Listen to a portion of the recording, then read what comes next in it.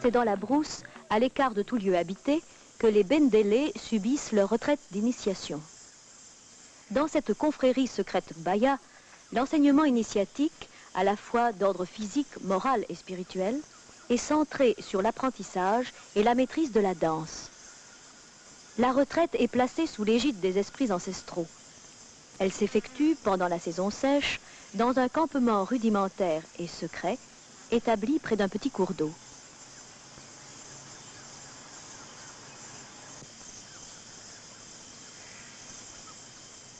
La période de réclusion terminée, la nouvelle promotion abandonne à tout jamais le campement.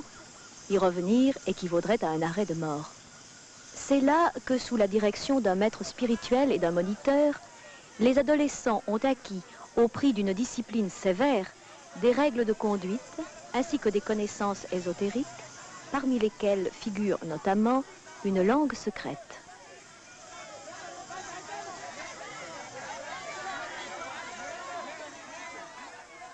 Les villageois attendent les nouveaux initiés qui sont tenus de dissimuler leur visage jusqu'à la présentation de leur danse le lendemain.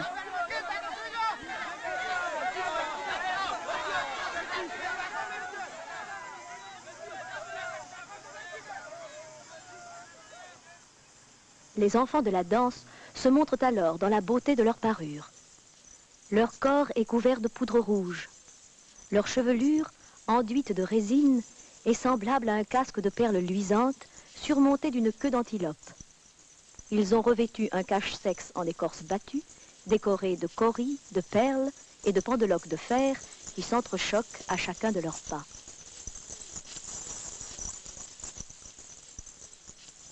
Portant besace de peau de singe, la tête légèrement penchée sur le côté, en signe de respect, ils viennent recevoir des mains de leur maître le couteau de jet, avant de commencer leurs évolutions par une danse chantée.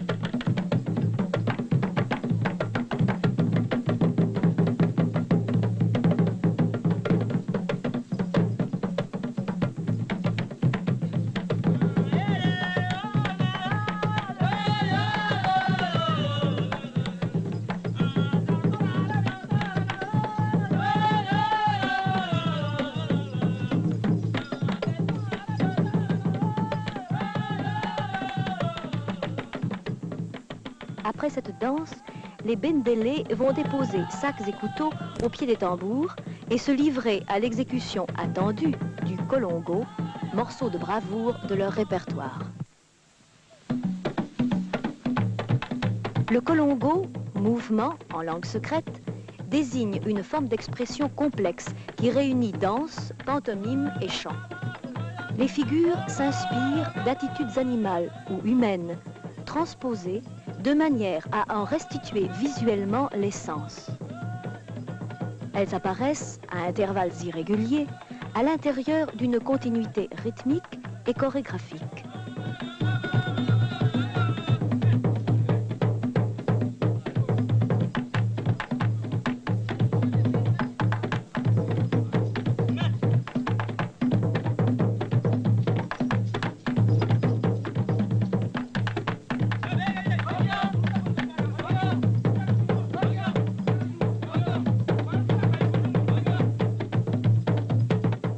Le choix des figures, ainsi que le moment de leur exécution, est déterminé par le bendélé, meneur de danse.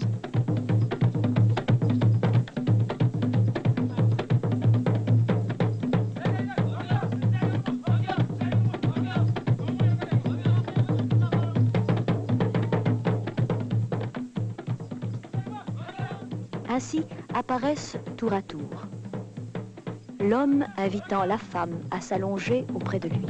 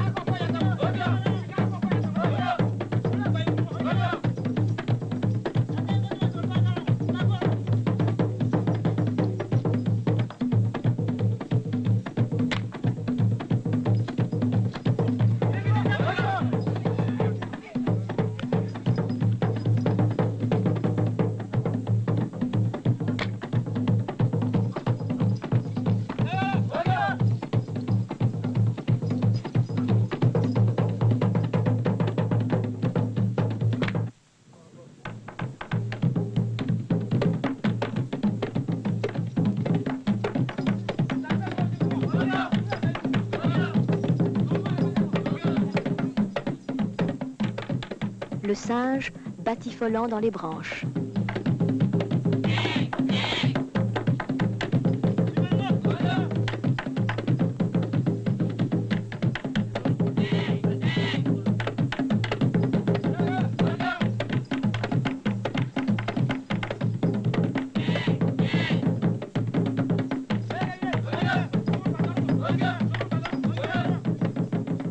Le criquet affairé dans les hautes herbes.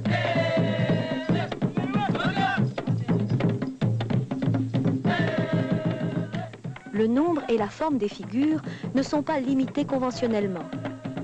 À des mouvements relevant de la tradition séculaire se mêlent, sans rupture de rythme ou de style, des gestes inspirés par les activités de la vie moderne.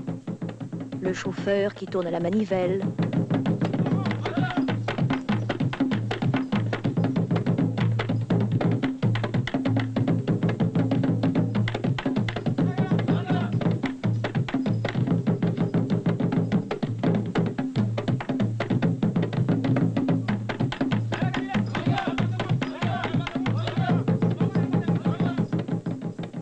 la toilette des mouches.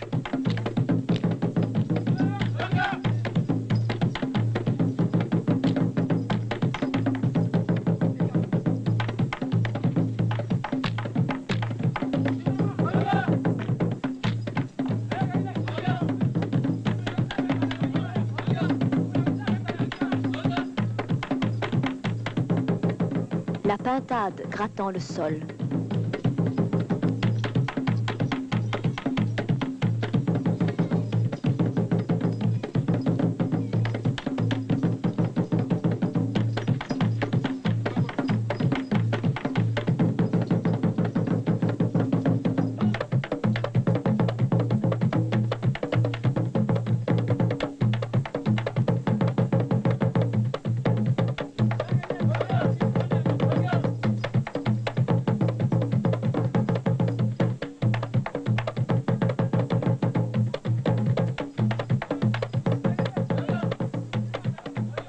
L'homme qui enfile son pantalon.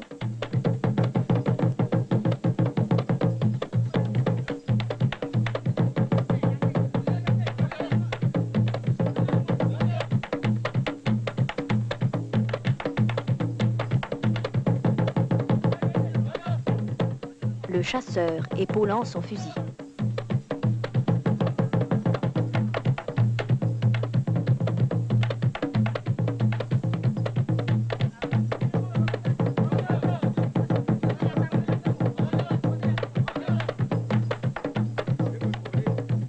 De cette façon, le colongo, libre dans son inspiration et rigoureux dans son exécution, demeure une forme originale, ouverte à l'invention des nouveaux initiés et à leur imagination créatrice.